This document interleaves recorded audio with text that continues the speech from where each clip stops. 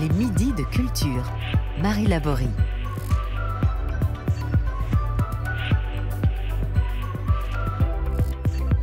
La première fois que je l'ai vue, elle était en débardeur et combi de mécano, tachée d'huile de moteur, nouée à la taille, à cheval sur une grosse moto. Bref, le cliché ou le fantasme de la lesbienne qui assume. C'était sur Arte, ça n'arrive pas si souvent à la télé, alors forcément, on s'en souvient. Sa web-série Merci de ne pas toucher, qui nous expliquait l'histoire des œuvres d'art, a fait un véritable carton. Depuis, elle continue de creuser le sillon en proposant ses conférences spectaculaires où elle met l'art à la portée de toutes et de tous. Elle a fait du musée d'Orsay un escape game. Elle est en ce moment sur la scène du théâtre de l'Atelier à Paris. Hortense Bellotte est dans les midis aujourd'hui. Bonjour Hortense Bellotte. Bonjour. Et bienvenue dans les Midis de Culture. Alors vous voici donc avec une nouvelle conférence spectaculaire après Portrait de famille qui explorait les récits de la Révolution française et surtout les parcours de ceux qui avaient été exclus de ces récits héroïques, les femmes, les noirs, les queers en particulier. Et cette nouvelle conférence, elle s'intitule 1664. Alors vous avez eu cette idée sur une terrasse, comment ça s'est passé ? J'ai eu cette idée il y a très longtemps. C'est une blague un petit peu d'étudiants dépressifs à la bibliothèque, parce que je travaillais sur le XVIIe siècle français. Je faisais mon mémoire de Master 2 sur le château de Vaux-le-Vicomte en 1661. Et quand on travaille sur ces années-là, on tombe régulièrement sur cette année 1664.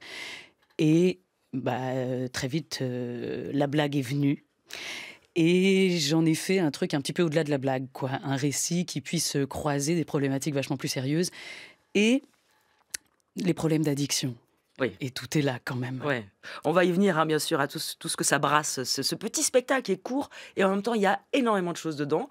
Mais plus sérieusement, voilà, cette année, 1664, alors même si c'est 1661 pour le début à Vaux-le-Vicomte, en quoi, dans ce qui vous concerne, ce qui vous intéresse, l'histoire de l'art, l'histoire des idées, elle est importante ?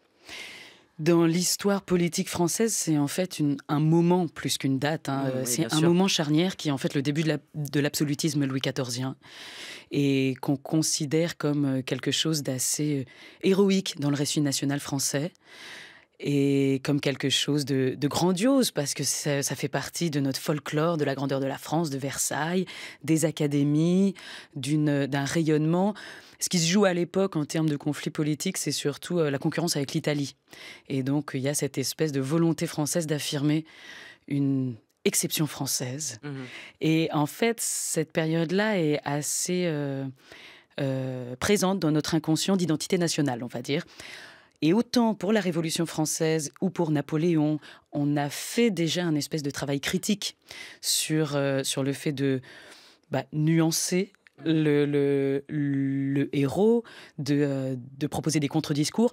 Pour Louis XIV, on range ça vraiment dans une période qui est tellement ancienne, tellement presque anthropologique ou archaïque, que le folklore et la petite dorure, ça nous va très bien. Et on se dit que c'est presque inoffensif.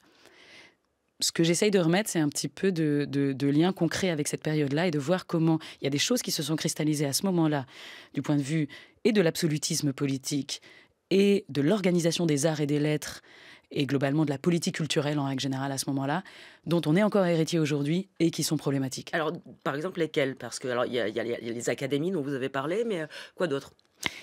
C'est aussi les académies, c'est plus pour l'organisation justement des arts, c'est-à-dire tout d'un coup, on va passer d'un modèle où on avait plein de micro-sociétés artistiques, on va dire, et une multipolarité qui vient se calquer en fait sur la vision politique.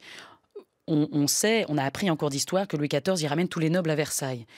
Avant qu'ils arrivent tous à Versailles, ils étaient chacun dans leur château et ils avaient autour d'eux une cour de penseurs et d'artistes qui étaient de plusieurs disciplines et qui travaillaient ensemble, qui échangeaient des idées, avec cette espèce de notion du gentilhomme ou de la gentille femme, mais qui était capable de parler de tout. Et donc, il fallait avoir un espèce de savoir encyclopédique où on pouvait s'y connaître en sciences, en art, etc. Et ça crée une autre manière aussi d'envisager la création et les formes. Et le fait de ramener tous les nobles à Versailles, cette multipolarité des petites écoles comme ça va complètement être terminée.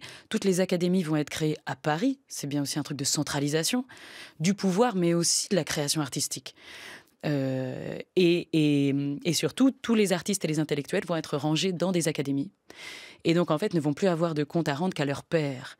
Et ça va notamment créer une fixité dans les formes et un manque de dialogue qu'on essaye depuis pas si longtemps, depuis une dizaine d'années, ou qu'on essaye de retrouver. Et alors, il y a des... Maintenant, par exemple, on a créé, je sais pas, le parcours Sacre, par exemple, pour faire des recherches en universitaires et artistiques, de création-théorie. Mais on a l'impression que c'est un truc hyper nouveau. Mais c'est que ça fait plusieurs siècles qu'on a oublié que tout le monde faisait ça avant. Et puis c'est la mise en place aussi d'un contrôle du discours, de l'art, des éléments de langage, c'est ce que vous expliquez. Évidemment que le fait de mettre des académies, ça permet une chose, c'est le contrôle. Parce que sinon on pourrait dire c'est juste un choix de vie, c'est juste un style, mais il a bien un dessin, ce projet-là, et le dessin c'est le contrôle. C'est de savoir ce qui se dit et de faire un principe de propagande au service du goût royal, globalement. Alors, tout ça, vous le racontez, et vous le racontez de façon très, très, j'allais dire légère, c'est pas le mot, mais en tout cas, voilà, que ça rentre, ça passe, ça s'écoute. Mais vous commencez le spectacle d'une façon particulière. C'est déjà le cas sur l'autre conférence spectaculaire. Vous vous adressez à votre public. Et là, vous demandez qui a eu le brevet des collèges, le BEPC pour certains, après qui a eu le bac, et puis qui a fait des études. Alors, pourquoi vous avez choisi d'entrer comme ça en matière, de cette façon-là ? Alors, je commence par ce petit sondage sociologique, d'abord parce que je prends ça comme point de départ aussi narratif. Dans mes conférences, je mets beaucoup de vie perso. Oui. Et là, je prends vraiment mon choix d'études. Pourquoi j'ai fait de l'histoire de l'art ? Il y avait un peu de ça. Et donc, je remets un peu les gens face à leur propre parcours, et ce qui permet, avec ce petit sondage, qu'ils se remettent eux-mêmes dans « Ok, j'étais comment en troisième ? Ok, j'étais comment au bac ? Ok, j'étais comment ?» Et hop, tout le monde réactive un peu toute cette période-là de son existence. Et après, il y a un autre truc, c'est aussi, par curiosité, moi-même, de faire un vrai sondage sociologique, de savoir qui est mon public. Et globalement, j'ai un public hyper diplômé. Ah, c'est ça. Complètement surdiplômé, oui. C'est-à-dire qu'à la fin, en règle générale, il y a beaucoup de gens. Il y a une représentation des bacs plus 5 et plus qui est énorme. Ouais. Pour autant, ils n'en savent pas forcément beaucoup plus sur l'histoire de l'art. Ah non, pas du tout. Et puis surtout qu'en vrai, moi, mon but, c'est quand même de désacraliser énormément le savoir.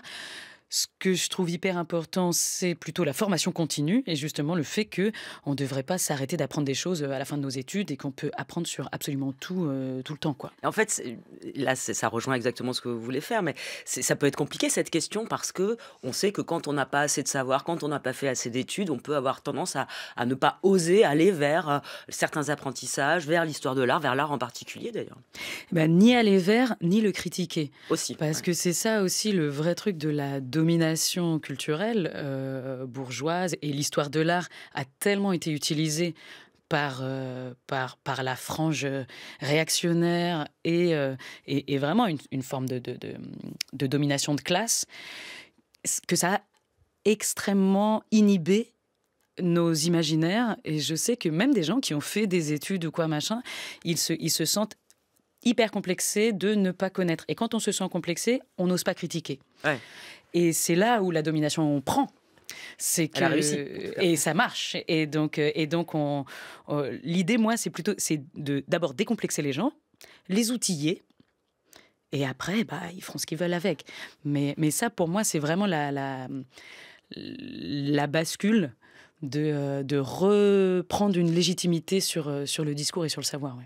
Alors, vous parlez d'histoire de l'art, et puis vous mêlez, comme vous l'avez dit, dans des récits de votre propre parcours dans ce spectacle. Alors, il y a des moments personnels, un peu douloureux. Vous avez parlé d'addiction tout à l'heure, on va y revenir. Et puis, il y a tous les parcours, on va dire, scolaires, d'étudiantes et les différents concours que vous passez. Et notamment le concours pour être guide. C'est l'extrait qu'on va écouter. C'est un extrait de 1664. Alors, les places royales, moi, c'est un sujet que je connais bien. Parce qu'après m'être plantée au Conservatoire supérieur national dramatique, j'ai décidé de passer à un autre concours national, le concours des guides conférenciers nationaux. Alors là, pareil, je ne pensais pas avoir le premier tour à l'écrit, donc je suis convoquée à l'oral. Il n'y a que des cracks de l'école du Louvre à côté. On est convoqué hyper tôt, au fin fond de l'Île-de-France. J'y vais en Clio, mais j'ai pas dormi la nuit. Du coup, je trouve rien de mieux juste avant l'oral, de m'enfiler dans les toilettes la fin d'un pochon de cocaïne. Alors, je tire un sujet.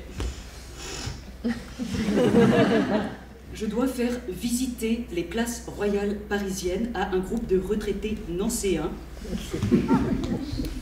Super. Le sujet, je le connais, je suis en confiance, facile, peut-être trop en confiance. Pour ceux qui ne savent pas, la cocaïne a tendance à te donner une sorte de sentiment d'extra-lucidité. Tu as l'impression que tout ce que tu dis, c'est très très très intéressant. C'est-à-dire un petit peu comme moi d'habitude, mais puissance 10. J'ai les pupilles comme as. Et je commence. Alors, je commence par la place Dauphine, qui est la place créée par Henri IV en forme de triangle. Puis ensuite, on a la place des Vosges en forme de carré, créée par Louis XIII. Ensuite, on a la place des Victoires, créée par Louis XIV en cercle. Puis, par Louis XIV, toujours la place Vendôme en carré à pans coupés. Et on termine par la place de la Concorde, créée sur un modèle ouvert par Louis XV. Et là, au lieu de m'arrêter là, eh ben je continue. Voilà, donc vous continuez, et qu'est-ce qui se passe alors? Ah bah là, je continue et je vais beaucoup trop loin. C'est-à-dire que comme je suis en confiance, eh ben Oh là, après, en fait, on se retrouve à faire le tour de Paris avec les retraités nancéens. Et je leur propose de terminer la journée dans mon quartier, là où en fait il y a un bar dans lequel je bosse en job étudiant et qu'on peut boire des bières gratos là-bas. Place de la Réunion. Place de la Réunion, voilà. Mais ce qui n'a absolument rien à voir avec l'histoire de France, Oui. ni avec les places royales en fait. Et là, tout ça est malheureusement véridique. Les examinateurs me disent que à la fin de cette journée, mes retraités nancéens seront morts en fait de fatigue. Bon, j'ai compris que je serais jamais guide conférencière alors que j'avais tous les atouts pour. Oui, c'était bien parti, moi, je trouve. Mais bon, peut-être sportive en même temps. Alors, bien sûr, c'est très rigolo parce qu'en plus, vous ne vous apesantissez jamais, en fait. Même en parlant des choses qui peuvent être un peu moins drôles. On l'a évoqué rapidement, mais sur le mal-être que vous avez pu connaître, sur l'alcool, la drogue. Pourquoi vous en parlez maintenant? Alors, j'en parle maintenant parce que... Ah tiens, pourquoi j'en parle maintenant? Sans doute parce que je suis plus à l'aise avec ça maintenant que c'était quand même il y a 15 ans. Donc il y a tout un... Il y a plein de choses qui se sont passées depuis, que tout ça prend du temps, que justement, ce que je raconte, c'est aussi après un truc, un rapport à l'excès, puis après à l'abstinence. Mais par exemple, moi, j'ai arrêté de boire pendant 5 ans. Après, j'ai repris doucement, puis moins doucement, mais globalement, je me sens un petit peu tirée d'affaire. Donc, j'ai un rapport beaucoup plus simple à tout ça. Et donc, j'en parle parce que c'est quand même aussi un moyen détourné de parler de choses encore plus profondes qui sont des questions de santé mentale, en fait, et de possibilités d'exister dans cette société. Et je crois qu'il y a aussi un truc là, aujourd'hui, moi, depuis quelques années, ça marche bien pour moi. Tout le monde m'appelle, c'est super, les musiques trouvent ça super, on m'invite à la radio. Mais il y a une grande partie quand même de début de mon existence qui est quand même fondée sur un sentiment d'inadaptation. Et alors même que je viens d'un milieu très privilégié, je suis blanche, j'ai grandi à Paris, j'ai fait des études. À part que je suis lesbienne, il n'y a pas dingue de barrière sociale qui pouvait me faire sentir exclue par ce monde-là. Or, j'ai vraiment eu du mal à me sentir appartenir à ou avoir l'impression qu'il pouvait y avoir une place pour moi à l'intérieur de la société telle qu'elle était façonnée. Et aujourd'hui, j'ai vraiment... c'est vraiment la phase B quoi, du truc, où tout d'un coup, là, on fait un pont d'or et ça paraît à tout le monde hyper normal que je fasse ce que je fais. Alors que vraiment, déjà, ne serait-ce qu'un double cursus il y a 15 ans, c'était compliqué, quoi. C'était théâtre, histoire de l'art. Ouais, voilà. Et rien que ça, les gens comprenaient pas. Alors maintenant, tout le monde trouve ça super. Ou mes formes qui sont un peu de la vulgarisation, qui sont un peu du théâtre, mais pas vraiment, que machin, que tout ça. Et même au-delà de ça, je pense que quand on est inapte à passer des concours nationaux, par exemple, ce qui était quand même un peu mon cas, quand on est inapte à passer des castings, ce qui était quand même un peu mon cas, quand on est inapte... en fait, des trucs qui sont pas hyper graves, mais déjà, en termes juste de choix d'orientation et professionnel, ça vous ferme énormément de portes. Et vous dites inapte à passer des concours, passer des castings, enfin c'est le constat, quoi, en fait. Oh, bah, émotionnellement, j'y arrivais pas du tout. Ouais. Je pense que j'aurais préféré... Non, vraiment, c'était, je pense, psychologiquement... Et encore, et même sans avoir d'autres barrières que ma propre anxiété. Ouais. Et donc, je me dis, si on imagine que simplement un petit trouble anxieux chez une petite blonde bourgeoise parisienne, ça peut déjà pousser au suicide ou aux pensées suicidaires, mais il faut vraiment qu'on s'interroge sur toutes les barrières qui sont omniprésentes à l'intérieur de tout, à tous les niveaux de notre société. Vous liez aussi dans le spectacle cette douleur à la difficulté que vous avez eue à accepter le fait que vous étiez homosexuel. Et ça aussi, on a du mal à y croire. C'était il n'y a pas si longtemps. Enfin, c'est vrai qu'on peut se dire, bon... Et parce que je pense que la question de la norme intégrée et du fait que alors même que tout pourrait porter à être libre. Dans Portrait de famille, je fais des comparaisons à chaque fois avec les jeux vidéo. Et quand même, il y en a un où je dis, bon, bah là, c'est comme si notre personnage, c'est comme s'il était dans... et je montre une image de Assassin's Creed. Et je dis, bon, bah là, voilà, il évolue dans ce qu'on appelle un monde ouvert. Donc c'est-à-dire que théoriquement, il peut aller partout. Mais en fait, il y a quand même plein d'endroits où les gens ont juste envie de le buter. Et en fait, pour moi, c'est vraiment une belle allégorie de la société. C'est que théoriquement, c'est un monde ouvert. Mais il y a quand même beaucoup d'endroits où les gens ont envie de vous buter. Et donc c'est cette espèce d'hypocrisie-là qu'il faut aussi mettre un peu à jour, quoi. C'est surprenant, du coup, de votre intérêt, votre passion pour l'histoire de l'art, où vous êtes allé vous confronter finalement à des représentations qui sont à l'inverse de ce que vous me racontez. Exactement.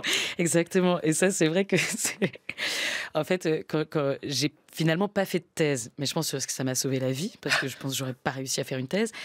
Mais donc ça, c'était vers 2010, moi, j'ai fini mes études. Et quelques années plus tard, j'ai suivi, par exemple, les séminaires de Anne Lafont à l'ENS. Et donc, Anne Lafont, qui était 18e, donc c'était pas 17e, mais c'était quand même pas loin. On est quand même dans les périodes anciennes, qui sont encore monarchistes, etc.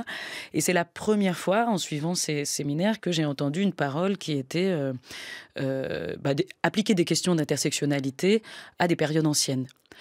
Et juste quand je suis tombée là-dessus, je me suis dit... Ah bah merde, elle, si je l'avais rencontrée plus tôt, j'aurais peut-être fait une thèse, quoi.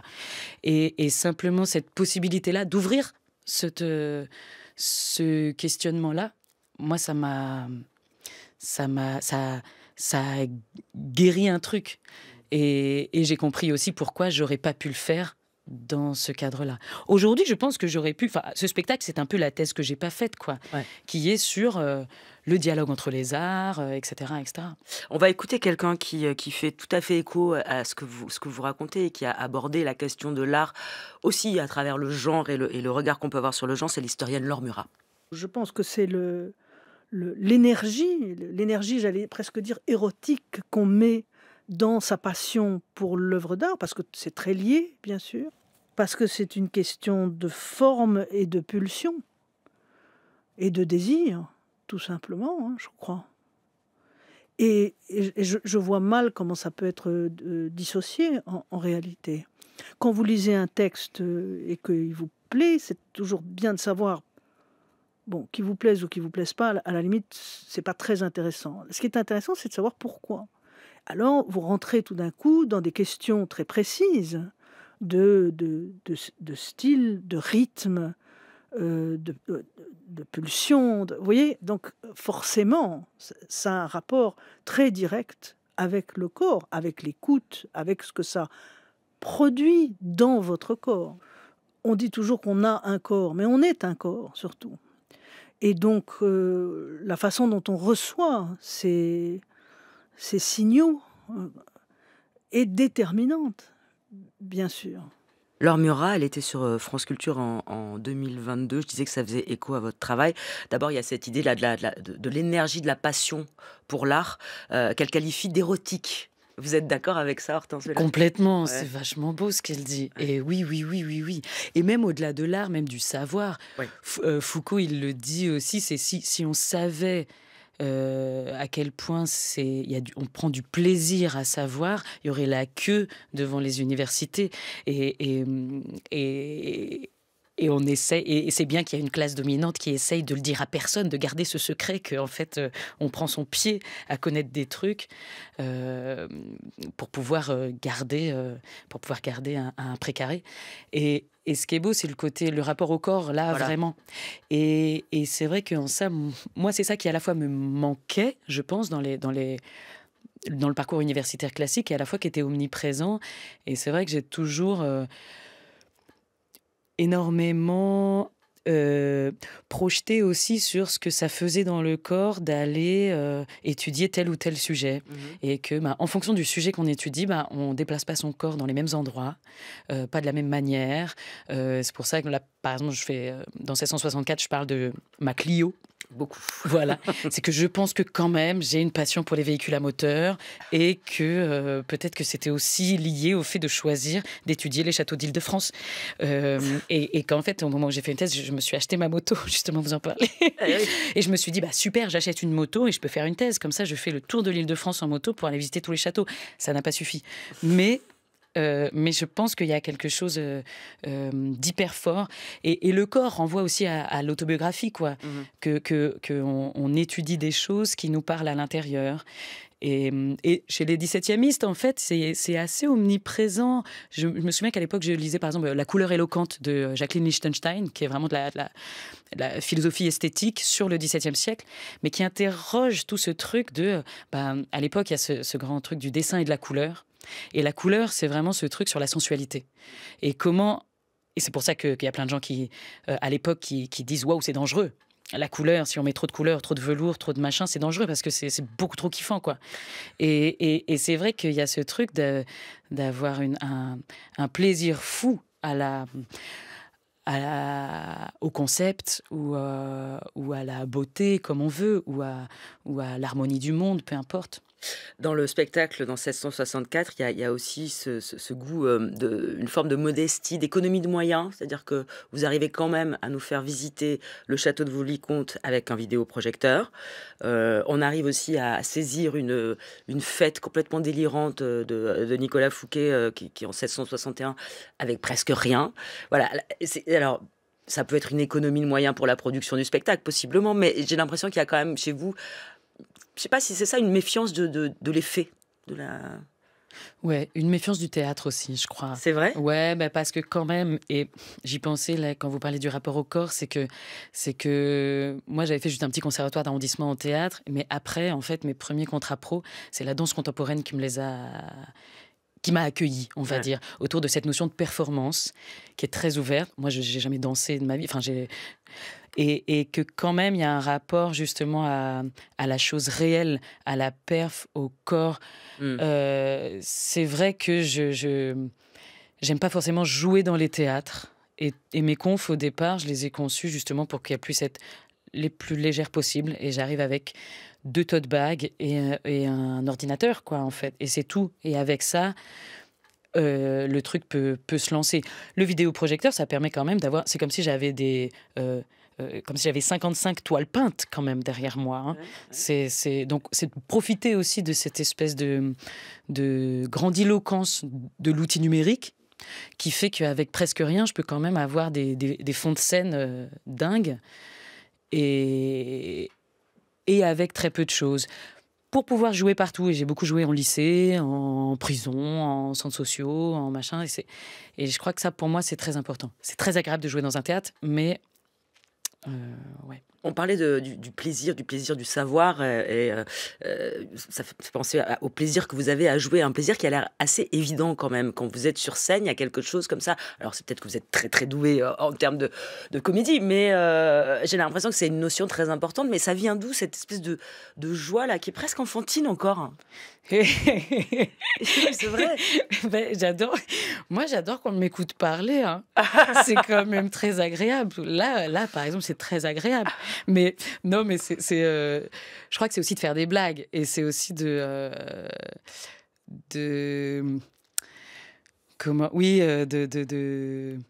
faire des blagues, de raconter un peu n'importe quoi et pas que.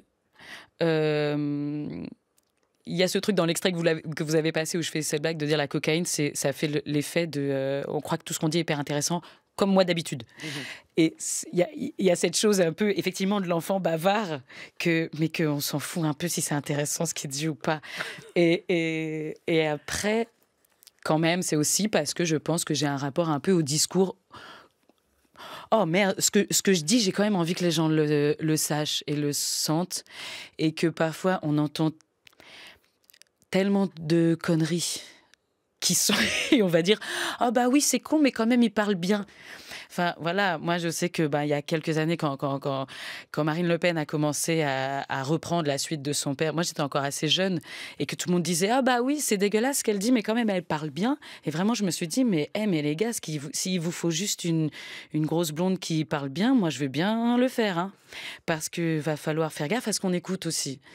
Et ça, je pense que j'ai aussi une grosse méfiance. Moi, je trouve que la vulgarisation ou la rhétorique, il faut qu'on soit hyper exigeant là-dessus, à savoir qui on écoute. Et c'est pas juste parce que c'est bien dit et que la personne a l'air habitée par ce qu'il dit qu'il faut l'écouter, quoi.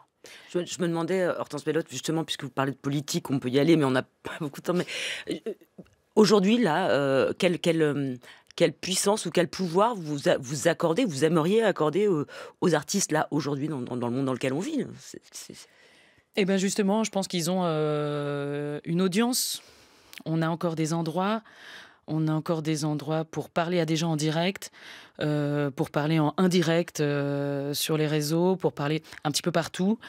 Et je pense qu'il y a plein de gens qui s'en saisissent. Et justement, je crois aussi qu'on a appris à parler aux gens et que ça nous fait plaisir, qu'on a un tout petit peu, qu'on a la voix qui porte, qu'on sait la placer. Donc même si on nous coupe le micro, on pourra parler quand même à au moins... même à voix haute comme ça, je pense qu'on peut parler devant au moins 300 personnes. Hortense Bellotte, merci beaucoup. 1664, c'est tous les mardis au Théâtre de l'Atelier à Paris jusqu'au 17 juin. Vous reprenez aussi Portrait de famille et ça, c'est les mercredis soirs. Demain, vous animez un queer quiz au musée Carnavalet dans le cadre de la nuit au musée. Et puis vendredi prochain, vous serez au Festival d'Histoire Populaire à Créteil. Et nous, ça nous a donné envie d'écouter la chanson de votre spectacle, Cyndi Lauper.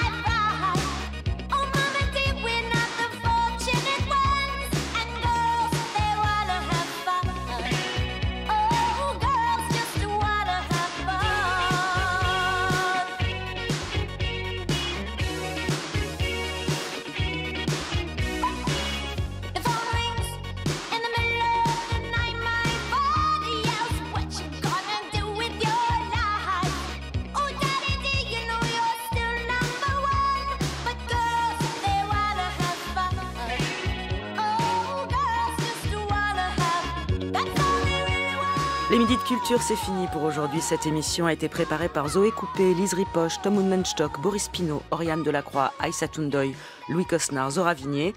Elle est réalisée par Laurence Malonda avec Ludovic Auger à la technique.